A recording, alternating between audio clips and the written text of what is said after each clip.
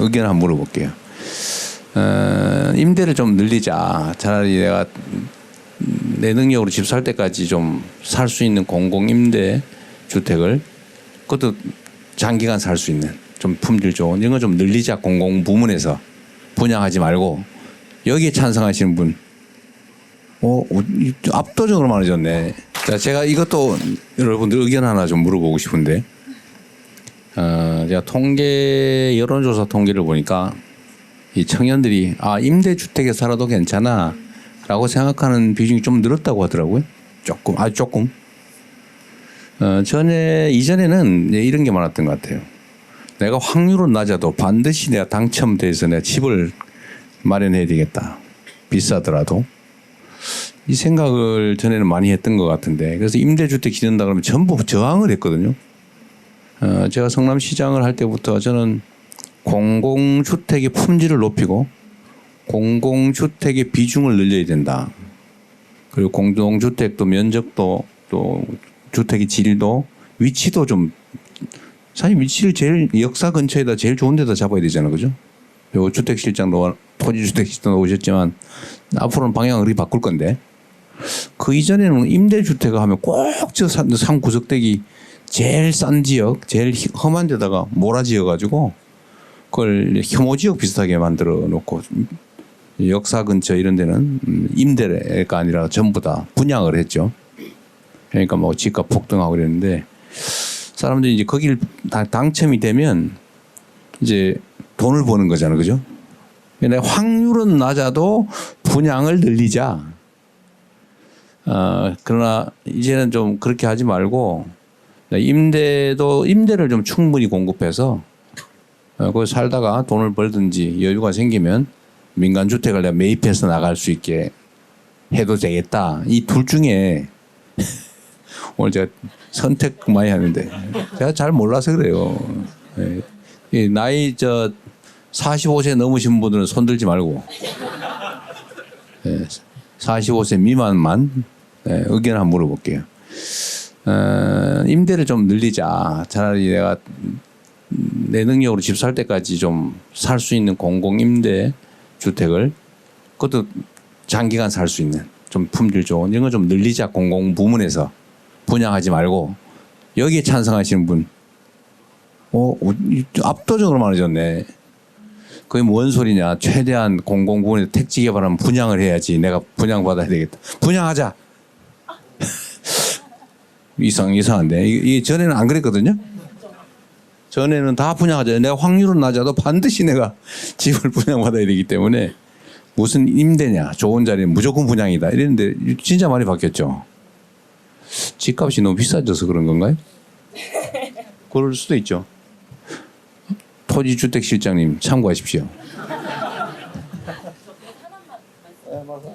하나만 아주 디테일한 건데, 그러면 사실 공사를 평가하는 기준이 공공임대주택을 많이 공급해서 적자가 날 수 있잖아요. LH나 SH는. 그러니까 사실상 분양을 하지 않으면.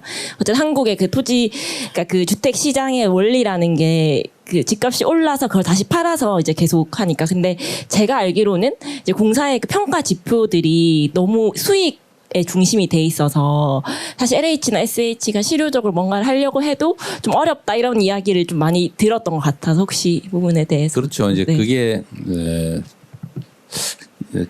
자유주의적 사고에 의하면 공기업이 무슨 빚이 그렇게 많냐. 부채 비율 250% 넘었다. 큰일 났다. 나라 망한다. 이런 시각이 있을 수 있고요. 또 한편으로 보면 그 부채라고 하는 게 자산이 있잖아요. 내가 예를 들면 집을 짓기 위해서 돈을 1억을 빌렸다. 근데 그게 시가로 한 2억 한다. 근데 그걸 이제 보증금을 1억 받고 임대할 수도 있잖아요. 그죠? 그럼 본전이잖아요. 그죠? 그런데도 이제 빚으로 1억이 빚으로 평가되잖아요. 1억의 채권이 있음에도 불구하고. 또 자산도 있잖아요, 이미. 그래서 이걸 합리적으로 생각하면 자산이 있는 부채는 걱정할 필요가 없는 거죠. 안전한 거죠. 그런데 이거를 이제 구분을 하지 않아요. 그러면 이제 언론이나 이런 데서 빚이 많이 늘었다. 이재명 정부 저 분양 안 하고 임대하더니 빚이 얼마가 늘었다. 이렇게 공격을 할 거거든요. 사실 그런 공격을 받기 싫어가지고 다 분양해버리는 겁니다. 그래서 사실 이런 것도 다 제가 정치는 결국 국민이 한다라는 얘기를 자주 하는 이유가 이런 점들을 견딜 수 있어야 돼요. 저는 다음 이걸 분양해가지고 개인 사유물로 만들어서 그걸 투기의 대상으로 만들 거냐, 아니면 능력되는 사람들이 집을 살 수 있을 때까지 특히 젊은 세대들이 좀 역세권에 한 뭐 15평, 좀 맨날 6평짜리 살아서 서럽다는데 미혼일 때는 한 15평, 결혼해서 아이 낳으면 한 20평, 아이 둘 낳으면 25평, 30평, 셋 낳으면 40평, 이런 거 임대 주면 얼마나 좋아요? 그것도 역세권에 가까운 데다가 임대를 주자. 장기간 살 수 있게 해주자. 실제 성공한 사례도 많아요. 근데 이렇게 정책을 바꾸려고 하니까 시장주의자들 입장에서는 분양해야지 뭔 소리냐고. 그리고 거기에 또 동지한 사람도 많은데 오늘 보니까 의외로 적어서 다행입니다. 정책 전환이 가능할 것 같은데요.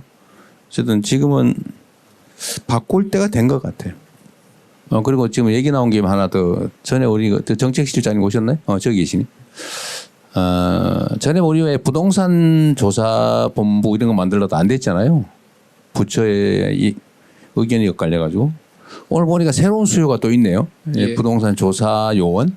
감독관, 예. 네.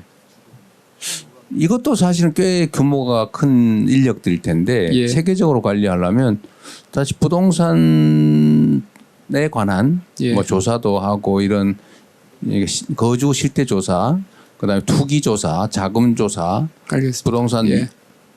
질서 위반 사법 조사, 예. 정책 이런 걸 맞는 실제 대한민국이 그 필요할 것 같은데 네. 한 번 다시 검토하기로 하죠. 지난번 것도 조금 더 거의 다 마무리가 됐습니다. 그 할 때 이거 추가하고요. 네네. 말씀하신 그 임대 지금 오늘 말씀하시면 이제 수요가 많이 바뀐 것 같이 보이는데 네. 심층적으로 더 종합적으로 서베이해서 네, 그쪽 임대 쪽을 공급하는 방안도 그러시죠. 지금 다시 마련하겠습니다. 오늘 이게 분양하지 말고 임대하자가 많다는 건 놀랍죠. 네, 실제로 엄청나게 많이 정서가 바뀐 겁니다. 네, 네. 이전에는 임대 그 무슨 포퓰리즘이냐, 무조건 분양, 이게 대세였어요. 네.